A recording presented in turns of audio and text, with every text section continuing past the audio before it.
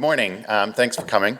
I love following these three presentations earlier today because there's a lot of great points and topics that have come up already that I'm now going to look at from a consumer's perspective. So I head up consumer insights and analytics for Viacom for everything outside the US. And what I'm talking about today is the culmination of a lot of conversations with a lot of people out there, people that are not in the media industry, and it's really their perception of what's happening in the world, and then our interpretation of what that means for us as a media company. So for those of you who may not know, Viacom, home to such brands as MTV, Nickelodeon, Comedy Central, we're a content company, and we make things ranging from SpongeBob SquarePants to South Park, from Geordie Shore to Lip Sync Battle. So spreading a very, very broad spectrum there in 37 languages. I wish I spoke only a few of those. And ranging from 200 plus TV channels to 700 million households with just the linear experience, and we'll talk about the non-linear stuff in a second. So now that I've told you about this, back to the subject. So as you all know, and I'm kind of preaching to the choir here, television has drastically changed. It used to be very simple when somebody said, oh, I'm watching TV. That was somebody sitting on a sofa looking at a box in a corner. Very simple. What television is today is very, very different. We've seen a multiplication not only of devices, which is how the media often reports about this, but also of the sources. And only once so the cable or this whatever, not even a cable anymore, the Wi-Fi that goes into whatever device that you're watching it, whatever screen that is. We're now seeing, and this is across 14 markets, including a bunch of emerging markets, an average of about 6 devices and 5 sources that an average person uses. That is an average internet-connected person. One of the interesting takeaway here is that even in the emerging markets, and we looked at Latin America, we looked at Southeast Asia as well, as soon as somebody reaches the broadband connection, there is very, very little difference in the variety of sources and devices they use. Obviously, there's still swaths of the world who do not have broadband connections. That's definitely a growth area. But as soon as they have reached that, they will have around 6 different devices and 5 sources. Now, what those sources are will vary. And that may be an SVOD play in a more advanced market, and in a not so much advanced market where SVOD doesn't exist, that may really be a YouTube, or that may be something else that is available in those markets. But on average, the numbers are in. So the TV platform is absolutely evolving, and there's no question about it. But on the other hand, TV as an art form is absolutely thriving. We're seeing more A-list Hollywood talent going into television than we ever have before. There is more television out there than there ever has been. The audience tells us that television is as good as it's ever been, or better than it's ever been. I heard just the other day somebody call this, it's not the golden age of television, it's the platinum age of television. And really what we're seeing here is that nobody watches crap anymore. Now, what my crap is and what your crap is probably different, but I don't have to watch anything I do not want to watch because my choice is so broad and I can choose to watch whatever I want at 3 a.m. in the morning when I cannot sleep. I'm not limited by 2 channels that may still be on air. So that brings me nicely to this next slide. Television used to fit within a very formulaic system, and not just within the schedules. There were 3 or 4, or maybe if you're lucky, 5 channels in a country, but also from a formulaic content formula. It was always a sitcom, and that's a half hour, and it has 3 story arcs, and they're going there, and that's where the audience, where the applause is, and that's where the laugh has to be. That is not the case anymore. The creativity that has infused the television industry from a content perspective is amazing. And it leads to things like Top of the Lake here, which the episodes or the way that it was edited wasn't even the same length in the various countries that it aired. And it still managed to tell a very, very good and coherent story. On top of that, you have influences on TV content coming from pretty much everywhere.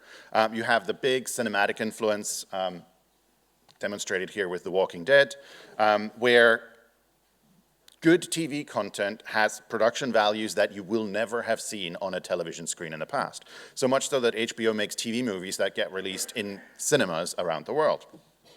But you also obviously have the influence, on the other hand, from the online world. Drunk History started as a short on Funny or Die. We took it, we turned it into a TV show for Comedy Central US, very successful. We then took it again, turned it into a TV show for Comedy Central UK, and it's now about to launch in Mexico. So the influence comes from both sides. And then the third one here in the middle, demonstrated by a kids show called Every Which Way, is about formats traveling around the world. Now, formats have always traveled, but what we're really seeing now is that different types of formats that we wouldn't necessarily have expected in various places traveling as well. So Every Which Way is a kids telenovela, essentially, and that was based on a Latin American format called Grachi. So the fact, and that is now a very successful show in the US, and from there traveling around the world.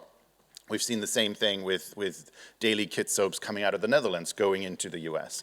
And we're just about to produce another one of those. So there's a lot of travel and influences from every side. So the most important innovation in the television space, I would say, has come from content itself and the fact that it is so good today. So what that means also is that television no longer just talks at the audience. It was a very, very single stream media, and it is not anymore. And that is both speaking to a technical term, but also coming at it from an audience perspective. It has to be a two-way dialogue. The audience will tell us what they like and what they don't like, and we have to listen to that. The picture I put up there on the right is Veronica Mars. Some of you might remember her. She was a heroine in a 2-series CW show from Warner Brothers, Solving Crimes. And like many TV shows, eventually she got canceled. But the fan base was so passionate that years later, they got together, started a Kickstarter campaign to bring Veronica Mars back, and eventually Warner Brothers turned that into a movie and produced a sequel and released it in cinemas. So the audience is very, very vocal, and they do tell us everything all the time. It's about how we listen to that, and it's also about building the infrastructure to be able to listen to what they are saying around there. And that also leads to the fact that television today is an essential part of the daily conversation. So people are talking about television anyway. People are talking about television more than they are about movies and the music, because television is part of the social fabric. Television is not highbrow, it's not lowbrow, it's no-brow. Everybody is talking about television. Now, everybody might be talking about different content and different shows and different programs, but they're all talking about television. There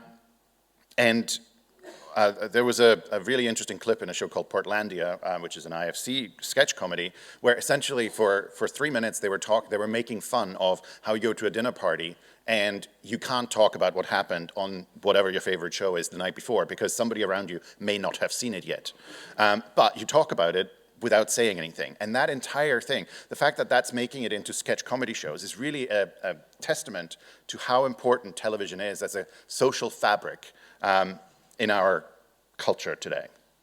So with that, I'm going to play a quick video that goes through a little bit of background of the actual audience consumer research that we did, and then also preview some of the findings before I come back and talk a bit more. So let's play the video, please.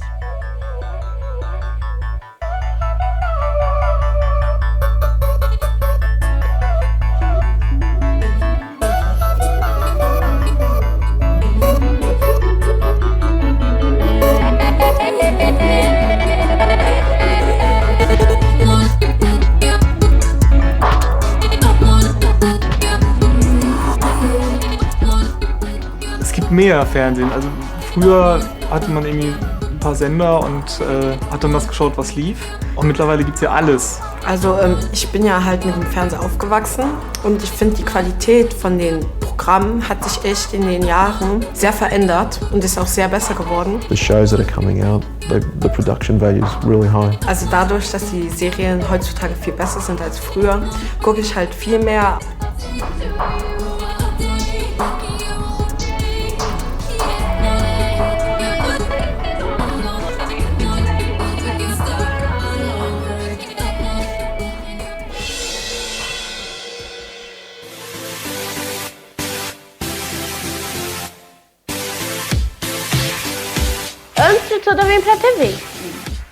Flick through the TV guide or go to certain channels and just look to see what's on.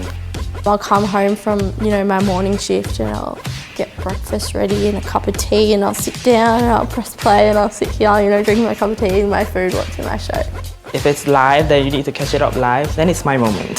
No one can watch TV than me. There are a lot of strategy that I use, especially with online. If I'm into the show that I want to watch as early as I can. Lembro, se eu sei que eu não vou conseguir assistir e eu estiver aqui, aí eu gravo. Aí meu amigo, a gente sempre grava. Aí eu vou, peço prestado. There's series like The Only Way is Essex. My daughter and I watch, so if we could, we'll sit and watch them on a Monday night, but because there's always something going on, we tape them and then watch them whenever we can. Official websites, sometimes it says this shows is not available in your countries and stuff like that, It's kind of, upsetting, but then I find another way to get it anyway. Ich schaue das wirklich gerne mit meinem Surround-System in HD auf meinem Fernseher und nicht irgendwo auf einem kleinen Bildschirm. My favourite shows I would probably rather watch on the big TV in the lounge because it makes it more special. If there's something on and let's say someone else wants to watch something on that, then I'll just watch it on here. With iPads, you've got more control. We can say, okay, we'll watch while we're going to grandma's in the car.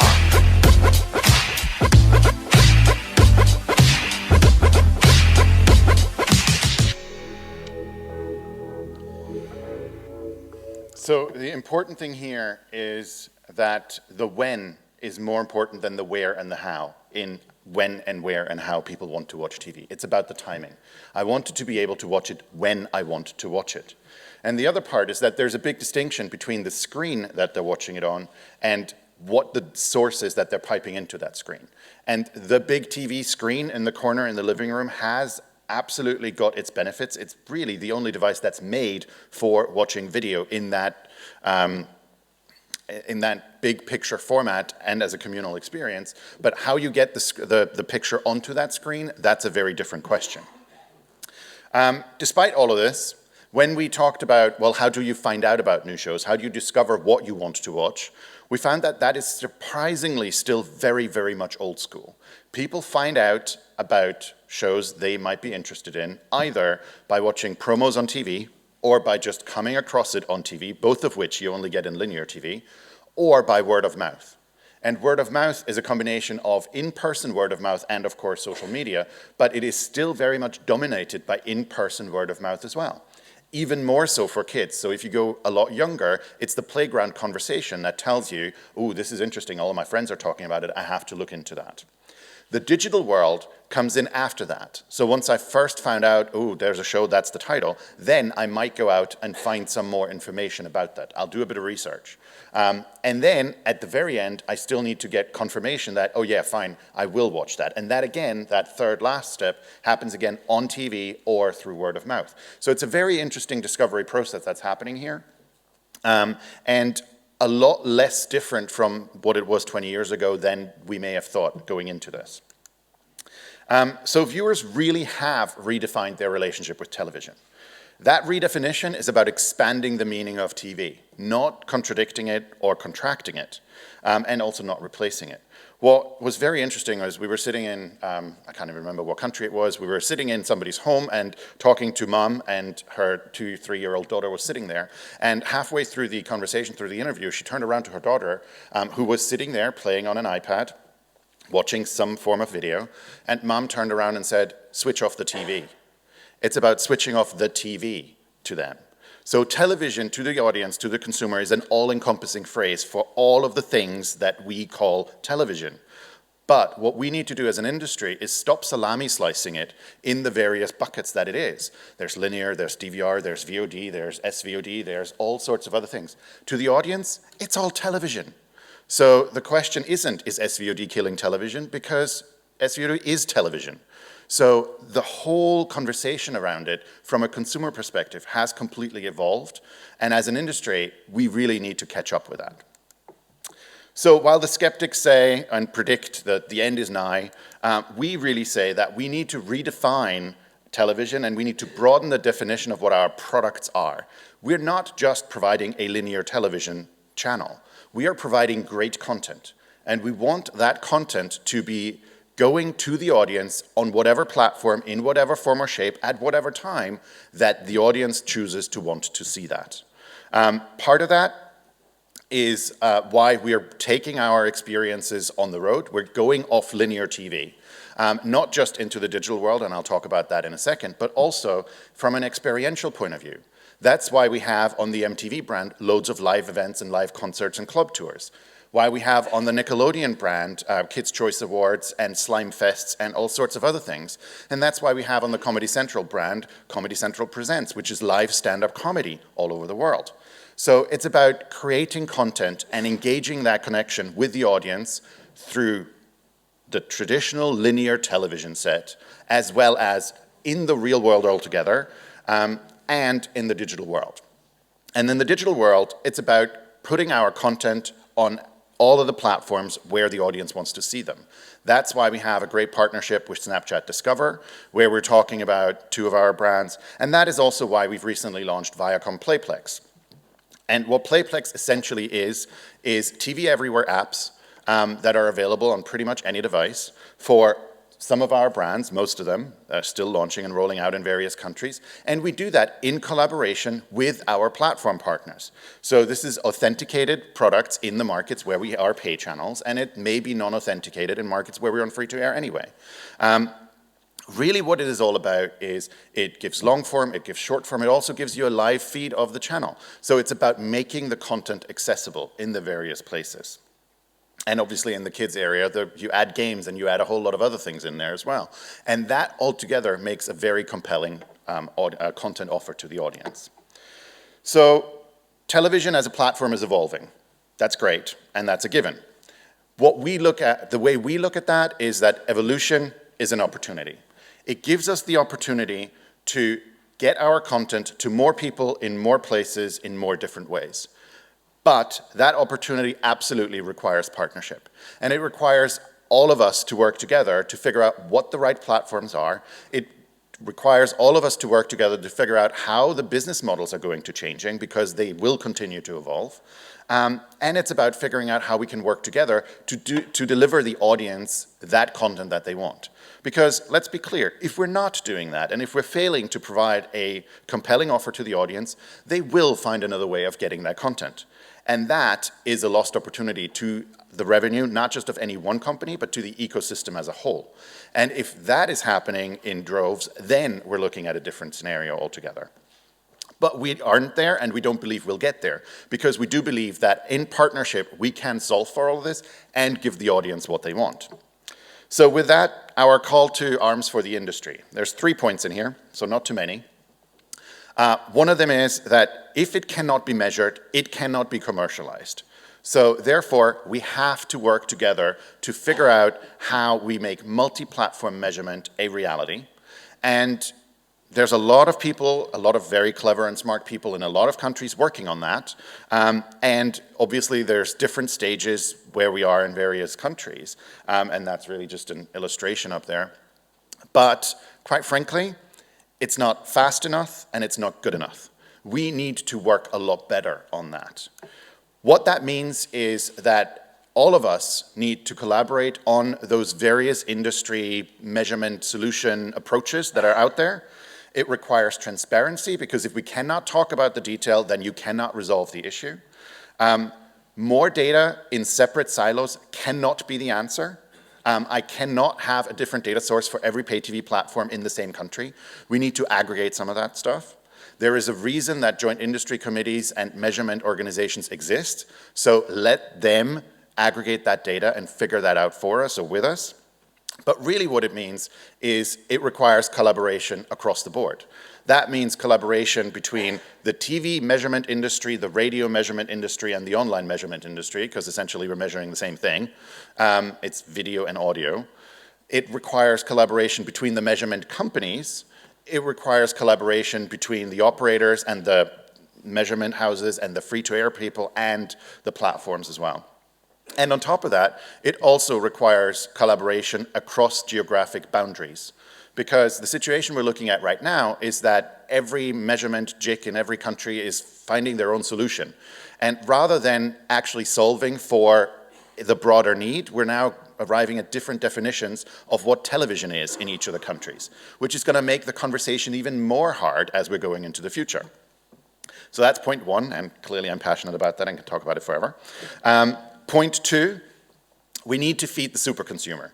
The consumer is there. We've seen it on other people's presentations. They're watching more and more video content, and we need to feed that. We need to feed that appetite. We want to provide the offers, and we should do that, again, collaboratively. And then lastly here, we need to use technology to unlock growth. Now, there is still a massive market out there, maybe outside Western Europe, but even here, who do not have pay TV services. Well, some of them do have smartphones, and they have access to broadband. So how do we deliver our content in various places? With IP delivery, geographic boundaries no longer matter. We can provide products and content to various places around the world without those, or without some of those restrictions. So let's leverage technology, and let's try and do that and deliver on that. And with that, that's really the last thing is, so viewers have already redefined the meaning of television because it is all-encompassing to them. What we really have to do as an industry is catch up with that. Thank you very much. Thank you. We're running slightly over time, but I've just got time for a very, very quick question. It's an important one. The BBC in the UK has taken a mainstream channel, BBC Three, and made it online only. Given Viacom's portfolio and reach, is that something you're looking at very closely, and what do you think of that decision? We're always looking at how we can optimize our portfolio, and we are launching various pieces of content in different ways, and not necessarily just linear. But to us, it's more about the content overall, not about the whole brand.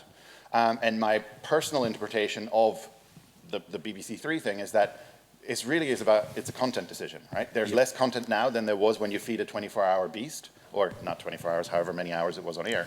And quite frankly, the content that they are still making for that is still on BBC One and Two anyway. Yes. So it's not gone off linear TV. I think there's a messaging conversation going on. Excellent. Thank you very much indeed, Christian. Thank you.